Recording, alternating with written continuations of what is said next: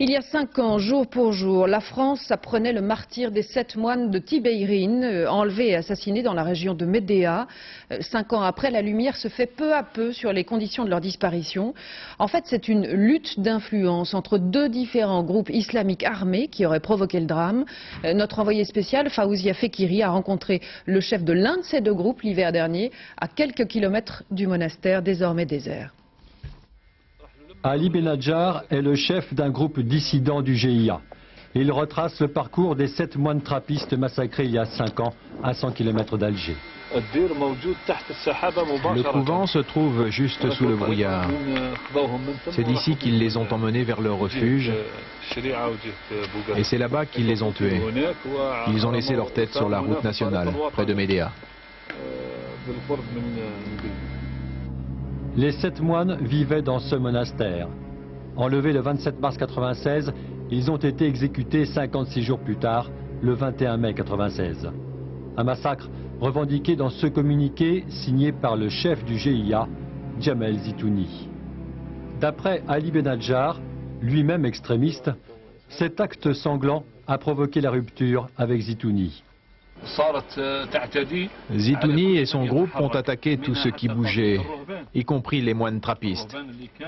Pourtant, nos premiers chefs avaient conclu il y a bien longtemps un pacte de confiance avec ces religieux. On appelle cela le Haman.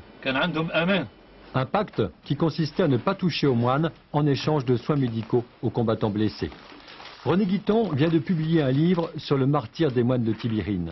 Pour l'écrivain, ils étaient devenus les otages d'une lutte fratricide. Zitouni essayait d'organiser son pouvoir de façon hégémonique et a défié et a ordonné à Belhadjar d'enlever les moines. Sauf que Belhadjar ne voulait pas. Et à ce moment-là, c'est devenu un enjeu de pouvoir entre ces deux groupes. Et lorsque Belhadjar a refusé de les enlever, eh bien Zitouni l'a fait exécuter par ses propres hommes, cet enlèvement. Et le 21 mai 1996, les 7 moines sont retrouvés décapités. Alors, dans le maquis, le groupe d'Ali Benadjar décide de régler le problème Zitouni de façon radicale.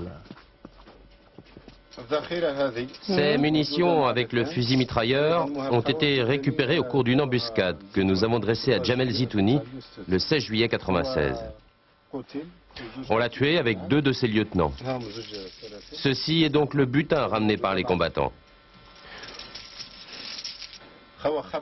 On menait cette embuscade contre le GIA. Et Dieu nous a aidés à abattre Jamel Zitouni, la tête du GIA. Nous en sommes enfin débarrassés. À Paris, un général français fut lui aussi satisfait de cette exécution. À ses yeux, justice était faite. Présent au Quai d'Orsay durant la gestion de la crise, cet homme avait pu mesurer toute l'incompétence des autorités françaises à faire libérer les otages.